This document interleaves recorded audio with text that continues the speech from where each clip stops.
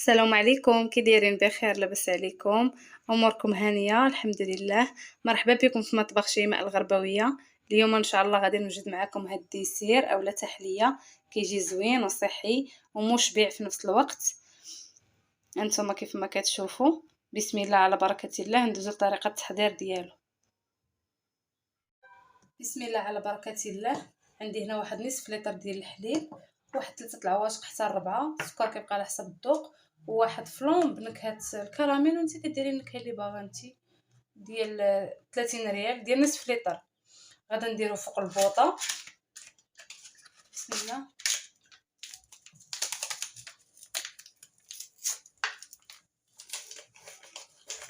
نخوي الفلو ديالي، غنخوي السكر. انا عابره هنا 3 العواشق، وغادا نديرو فوق البوطه حتى يفيد ليا ونرجع معاكم مره نبقى نحركو فوق البوطه. من بعد ما فاض ليا الحليب ديالي مع الفلو والحليب، غادا نحاول نحيد شويه من هاد الرغوه ديالته اللي تيدير الفوق، غير شويه، وغنخويه في زليفات كويسات الا كانوا عندك ديال التحليه، غير النص ديالهم، حيت الفوق باقي غنديرو طبقه ديال الديسير. انا غنخوي في هاد الجبانيات، جاوني 4 صافي، وغنخليهم حتى يبردوا ليا في سطح العمل ديالي، عاد باش ندخلهم للثلاجه يتماسكوا مزيان، عاد باش نرجع للطبقه الثانيه ان شاء الله. التحليه ديالي ديال الفلو دابا راه دازت عليها شي ساعتين في الثلاجه. غناخذ الديسير اللي غنقطع، اللي غنوجد ليها. عندي انا 3 الكيويات، عندي واحد 2 تفاحات وليمونه، وواحد 4 البنان صغار. الا كانوا كبار ديري غير 2 اولا 3. والديسير كيبقى على حسب الرغبه وعلى حسب اللي موجود عندك راه كديري. انا هادشي اللي عندي، غنقطعو صغير وغادا نرجع معاكم. نقطع الليمونه ديالي طريفات صغار، نقطعها طريفات صغار بهذا الشكل هذا. الليمون ديالي بهذه الطريقه صغير، طريفات صغار.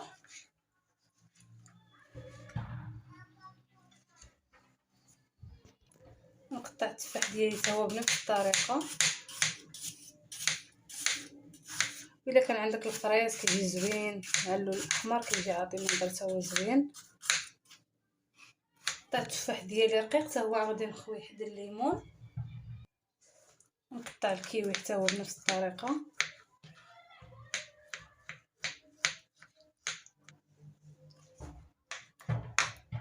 صافي غادي نخويه حتى هو في الطبسيل. نقطع البنان ديالي حتى هو بنفس الطريقه، نحاول نقطعو رقيق.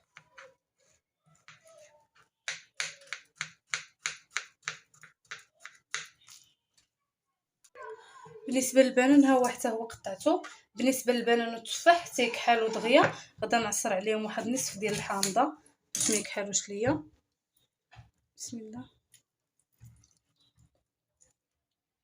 نعصر على التفاح حتى هو شويه.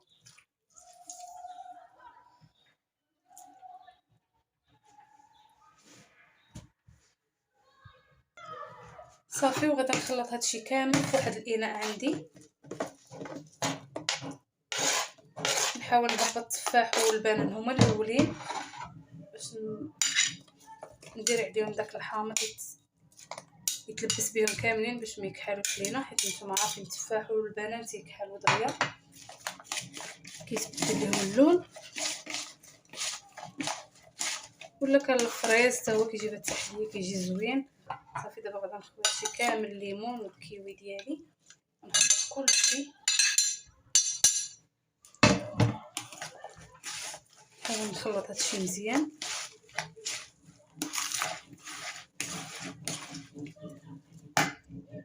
ناخذ واحد شويه ديال التمر وشويه ديال اللوز. انا هادشي بغيت نضيفو اختياري، غادا نقطعهم. غنحاول نقطع التمر ديالي بهذا الشكل طريفات صغار.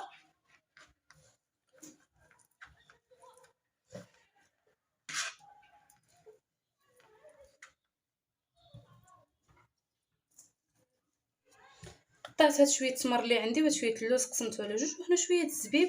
هادشي كيبقى اختياري، غنضيفو على هاد الديسير ديالي. كيجي ديسير زوين وفي نفس الوقت صحي. وغادا نضيف انا واحد الساشي ديال الفاني، اختياريه الا بغيتي تضيفيها، ما بغيتيش بلاش. باش نسم لينا شويه الديسير. وغادي نخلط هادشي ديالي مزيان.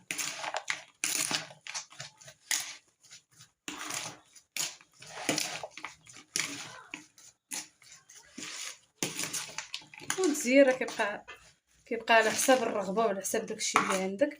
صافي دابا غنمشي نجبد الفلو ديالي. نتوما كيف ما كتشوفوا راه تماسك معايا. غنبدا نعمر فيه بسم الله. كيجي ديسير زوين صراحه، لا في المنظر ولا في المذاق كيجي زوين. نعمر جوج الناس ديالي كاملين وكيجي صحي وكيشبع في نفس الوقت. احسن ما كديري فلوب بوحديتو ما كيجيش، ما كيشبعك ما والو. هكا بالديسير كتشبعي تبارك الله.